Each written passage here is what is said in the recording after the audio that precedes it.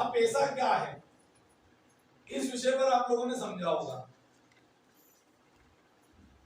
हम 5 मिनट में इसको लेंगे कि जब से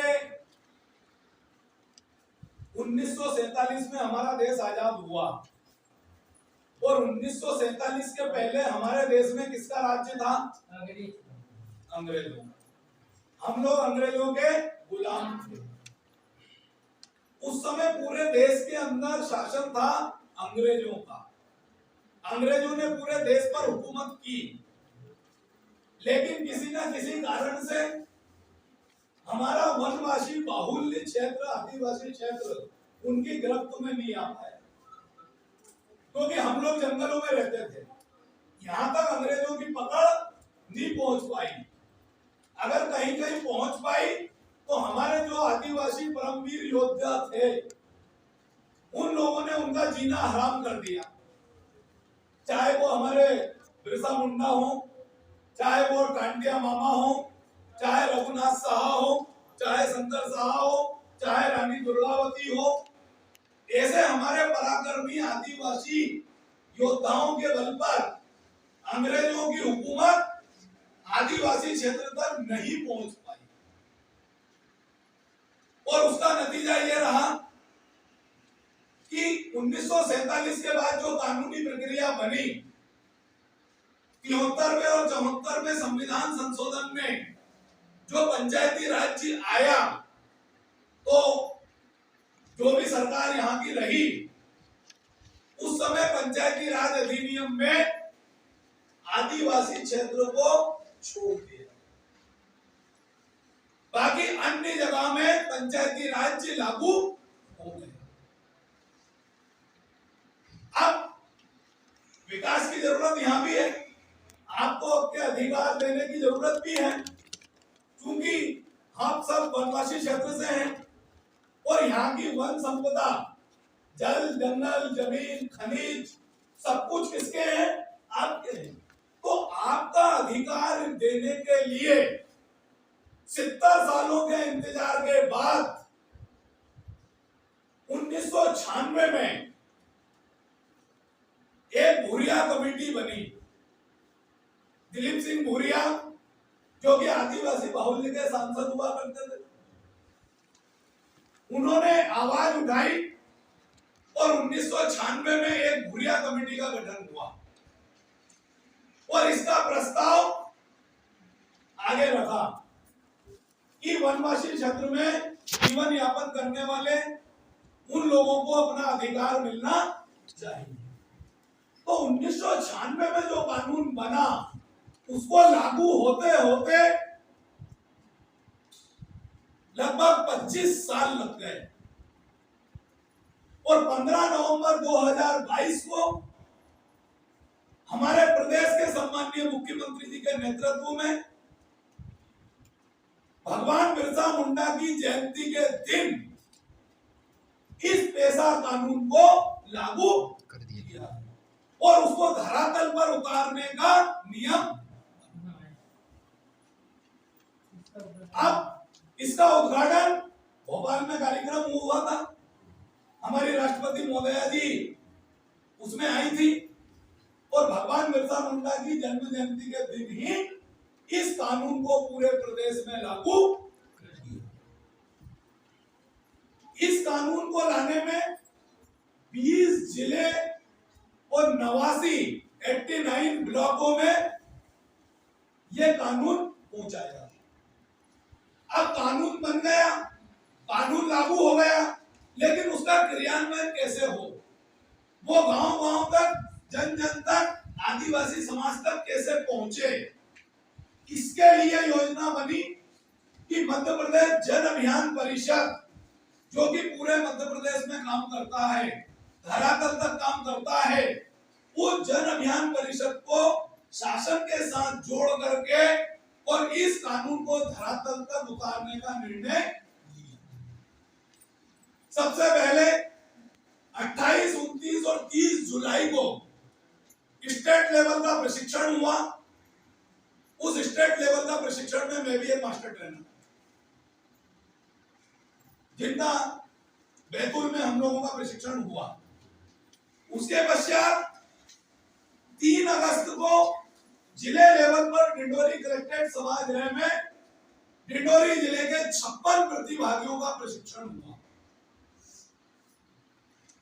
उसमें हमारे पेशा के ब्लॉक समन्वयक, कुछ सेलेक्टेड मोबिलाइजर, हमारी जन अभियान की प्रस्फुटन समिति के सदस्य, नवांकुर संस्था के एक सदस्य, CMCLDP के एक छात्र, हमारे ब्लॉक समन्वयक, एक सामाजिक कार्यकर्ता, इस प्रकार से 56 लोगों का प्रशिक्षण किया। उसके पश्चात निर्णय लिया कि अब इसको गांव तक पहुंचाया जाए, पंचायत तक पहुंचाया जाए। तो उस क्रम में आज सेक्टर स्तरीय प्रशिक्षण आपके यहाँ पर किया।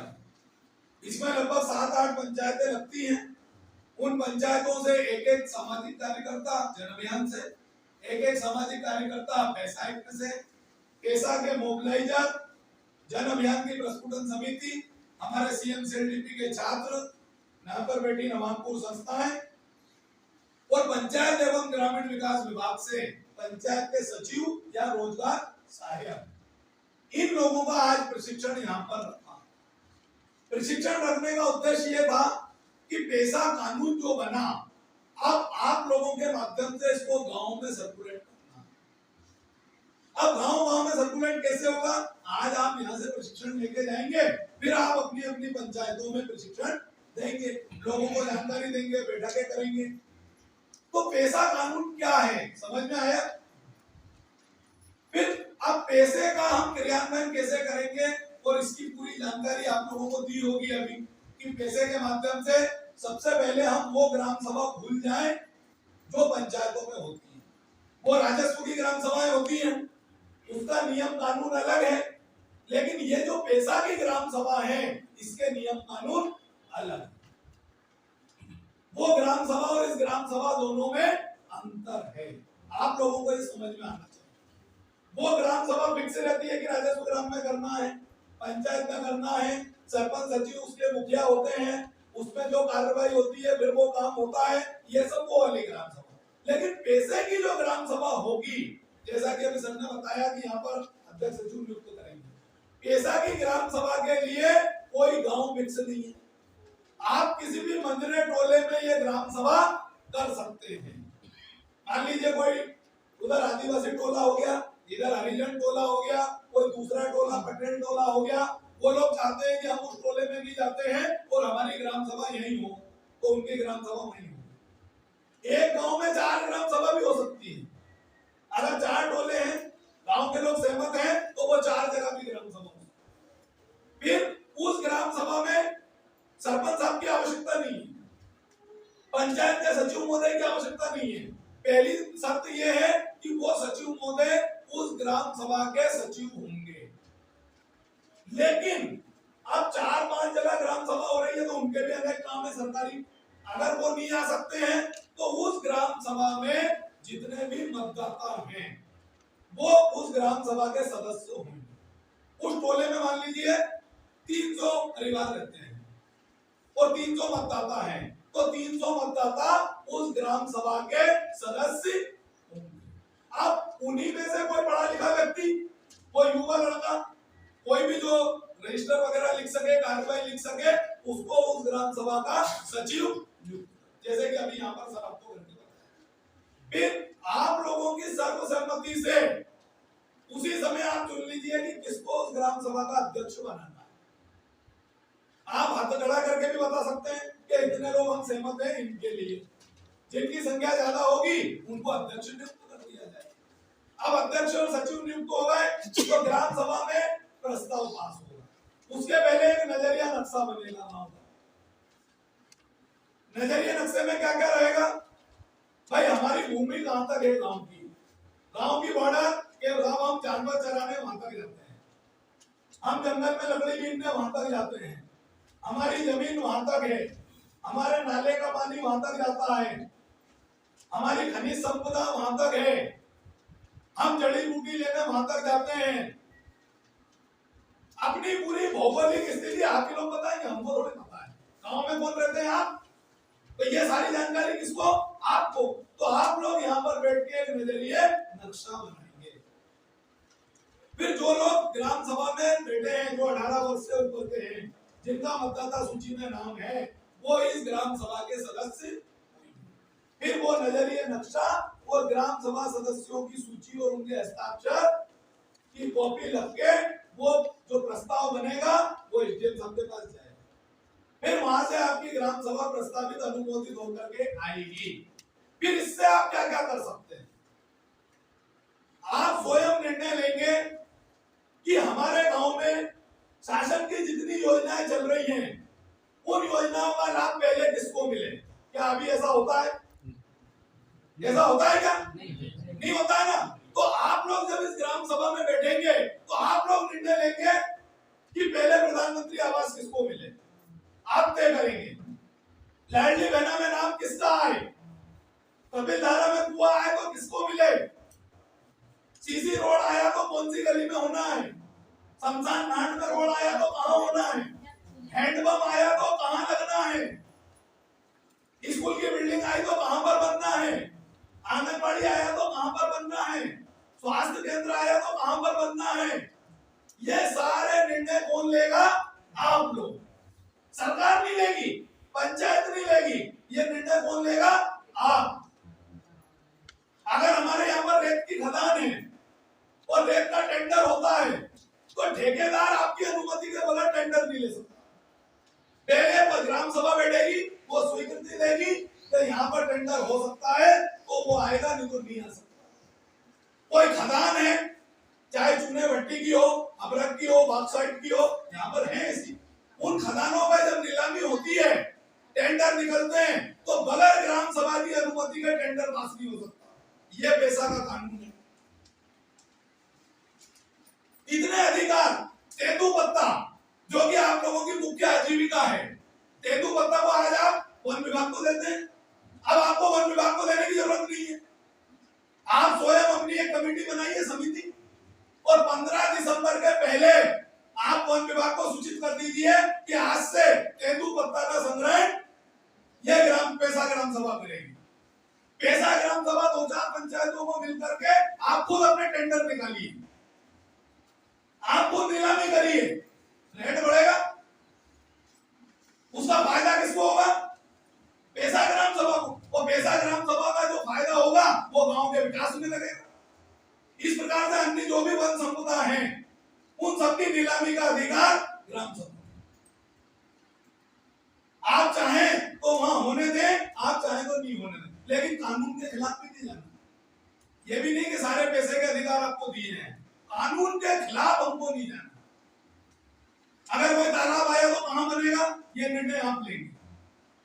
सारे के सारे जल जंगल जमीन के पूरे अधिकार पैसा ग्राम सभा को रहेगा। और पैसा ग्राम सभा मतलब कौन? आप। और इसलिए यहाँ जितने युवा बैठे हैं, आप लोगों से मेरा निवेदन है कि जैसे दादा जैसे बुजुर्ग लोग हैं, इनको ज्यादा मतलब नहीं है, यार दादा तो समझदार है तो यहाँ पर बैठे हैं, लेकिन अब आप जैसे और गांव में बुजुर्ग होंगे तो उनको इस चीज से कोई लेना देना। और आपसे नीचे के जो छोटे भाई बहन हैं, अभी उनकी बुद्धि इतनी, बचे कौन? युवा। अब आप अगर इस पैसा कानून को हाथ में लेंगे तो आप अपने गांव की तकदीर और तस्वीर दोनों बदल सकते, क्योंकि माननीय मुख्यमंत्री प्रधानमंत्री जी ने तो लागू कर दिया, दिल्ली और भोपाल से भेज दिया। अब इसको क्रियान्वित करने का जिम्मा किसके हाथ में है? युवा। आप लोगों के हाथ में है। पैसा कानून को समझना है। जिस तरीके से दिल्ली में संसद बैठती है, जिस तरीके से भोपाल में विधानसभा बैठती है, ये मान के चलिए आपके गांव की विधानसभा आपके गांव में। इतना बड़ा पावर आपको मुख्यमंत्री प्रधानमंत्री जी ने दिया है, इसका उपयोग कीजिए। आपके अधिकारों को पहचानिए। ग्राम सभा के क्या क्या अधिकार होते हैं वो भी सबने आपको बताए हुए। लड़ाई झगड़ा जो गांव में होता है, इसको पुलिस केस ना बने, वकील ना करना पड़े, कोर्ट में ना जाना पड़े, इसलिए शांति एवं विवाद निवारण समिति इस ग्राम सभा के माध्यम से बैठेगी। आपके गांव में कोई भी लड़ाई झगड़ा होता है, तुरंत आप पुलिस को फोन लगाइए, वो यहाँ आएंगे, संसद ग्राम सभा के साथ बैठेंगे और आपके लड़ाई झगड़े को यहीं निपटाएंगे। क्योंकि कोर्ट में जाने पर आपका भी पैसा खर्च होता है, उनका भी पैसा खर्च होता है। दोनों वकील करेंगे, दोनों रिपोर्ट करेंगे, दोनों की एफआईआर दर्ज होगी, 2-5 साल पैसी चलेगी, दोनों की जेब का पैसा खर्च होगा और आखिर में दोनों परिवार बर्बाद हो जाएंगे। यही होता है ना लड़ाई झगड़े। इसलिए इस ग्राम सभा के माध्यम से शांति एवं विवाद निवारण समिति बनेगी, वो अपने गांव के झगड़े गांव में निपटाएगी ताकि आपका पैसा खर्च। महिलाओं की महिला सशक्तिकरण, महिला बाल विकास की समिति बनेगी, वो आंगनबाड़ियों को चेक करे, वो स्कूल को चेक करे, मध्याह्न भोजन को चेक करे, स्कूल समय से चल रहा है कि नहीं चल रहा है, मध्याह्न भोजन नियमित मिल रहा है कि नहीं मिल रहा है, आंगनबाड़ी में खिचड़ी समय से मिल रही है कि नहीं मिल रही, मंगल दिवस समय से बन रहा है कि नहीं बन रहा है, टीकाकरण समय से हो रहा है कि नहीं हो रहा है। ये सारे काम कौन करेगा? आप लोग करेंगे। ये पेशा कानून है। पेशा कानून के अधिकारों को समझिए, जो 70 सालों में 1947 के पहले होता था। आपको अपने पूरे अधिकार आज माननीय मुख्यमंत्री प्रधानमंत्री जी ने दिए हैं, लेकिन अब उनको समझने की जरूरत है, अपने अधिकारों को पहचानने की जरूरत है, और इसमें विशेष सहयोग किसका रहेगा? युवाओं का। जो भी योजनाएं आती हैं आप लोग ग्राम सभा में रखिए। आप सब पढ़े लिखे लोग हैं, मोबाइल चलाते हैं, जितनी शासन की योजनाएं हैं किसका कैसे क्रियान्वयन होना है ये आपके हाथ में। पंचायत डिसाइड नहीं करेगी, आप अनुमोदन करेंगे। ये 10 कपिल धारा में कुएं आए हैं तो साहब ये गरीब परिवार, वो विधवा महिला, वो विकलांग, ये 10 कपिल धारा कुएं ग्राम सभा इनको प्रस्तावित करती है। पंचायत उनके यहाँ उपयोग होती है। पंचायत डिसीजन नहीं लेगी कि कुएं कहाँ खोदना है। तालाब आए तो साहब इनके भोगना, ये गरीब परिवार इनको पहले जरूरत। विधवा पेंशन आई तो पहले बुजुर्ग कौन है, महिला कौन है, विधवा पहले कौन है, पहले पेंशन उसकी चाहिए। प्रधानमंत्री आवास आया तो पहले किसकी दुकान बने, वो पहले जरूरतमंद है। ये सारे निर्णय कौन लेगी? पैसा ग्राम। इसलिए उस ग्राम सभा से ये ग्राम सभा अलग है। ये ना सोचे कि अभी तो 15 अगस्त 26 जनवरी को होती है ग्राम सभा, कोई जाना पसंद नहीं करता। यही होता है ना, कभी आप भी नहीं गए होंगे तो नहीं जाते हैं, आप समझते हैं, इसलिए जाते नहीं। लेकिन इस ग्राम सभा में जाइए और अपने 10 मित्रों को साथ लेके जाइए ताकि आपकी ताकत बढ़े, आपकी आवाज बढ़े। आज आपके हाथ में एक लकड़ी है, आप उस एक लकड़ी को यूं तोड़ दें, यही होता है ना। और आपके हाथ में हम 10 लकड़ी दे दें तो फिर तोड़ के बताओ टूटती है क्या? ये होती है ताकत। तो जहां आप अकेले बैठेंगे तो डर जाएंगे, और जब 10 को लेके जाएंगे तो चढ़ जाएंगे। यही होता है ना। इसलिए अपनी आवाज को पहचानिए, ये पेशा कानून है। इसलिए आज ये प्रशिक्षण हो रहा है, इसलिए आप लोगों को आज सुबह से बिठाया है। अब आप लोगों को जामवंत की भूमिका निभाना है। पता है समुद्र के किनारे जब पूरी वानर सेना बैठी थी, वो माता सीता का पता लगाना था, सब लोग हताश हो गए थे कि इतने बड़े समुद्र को कौन लांगे। लेकिन उसमें भी एक हनुमान जी थे जिनको अपनी शक्ति का एहसास नहीं था। उनको शक्ति किसने याद दिलाई? जामवंत जी ने, कि आप एक समुद्र क्या ऐसे 50 समुद्र लांग सकते हो। और जैसे ही उनको उनकी शक्ति का एहसास हुआ तो कहां समुद्र, कहां लंका, और कहां रावण, और कहां अशोक वाटिका, सब ध्वस्त। और आखिरी में क्या नतीजा निकला? रावण की हार हुई, वापस राम राज्य और माता सीता। तो यही हमारा कहना है, आप सब जामवंत हैं और गांव के हनुमानों को जला दीजिए। पूरा गांव हनुमानों से भरा पड़ा हुआ है, लेकिन उनको उनकी शक्ति का एहसास, सब सोए हुए हैं गांव में। तो इस पेशा कानून के माध्यम से आप लोगों को आज यहाँ बुलाया है। आप सब लोगों को जामवंत की भूमिका अदा करना है। गांव में सोए हुए हनुमानों को जगा दो, आपको कुछ नहीं करना। फिर तो कहां की पंचायत, कहां का कानून, कहां की योजना, सब धराशायी।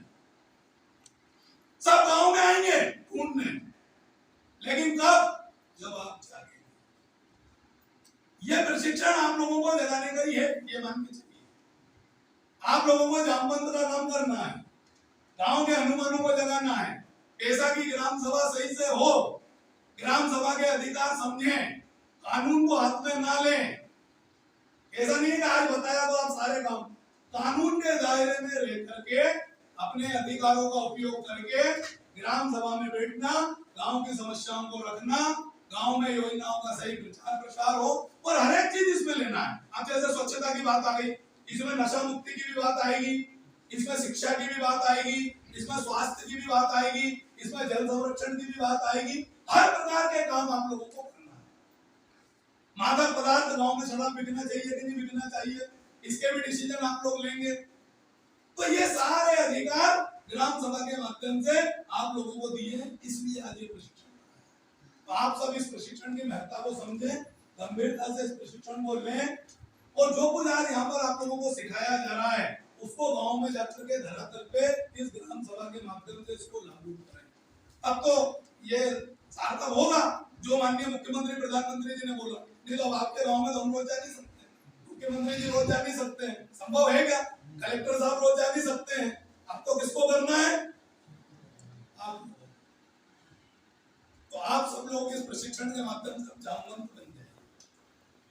क्लियर? तो मैं आगे समय नहीं लूं, आगे की कार्रवाई आप लोगों को करना है। आप लोगों ने सुना, धन्यवाद, जय हिंद, जय भारत।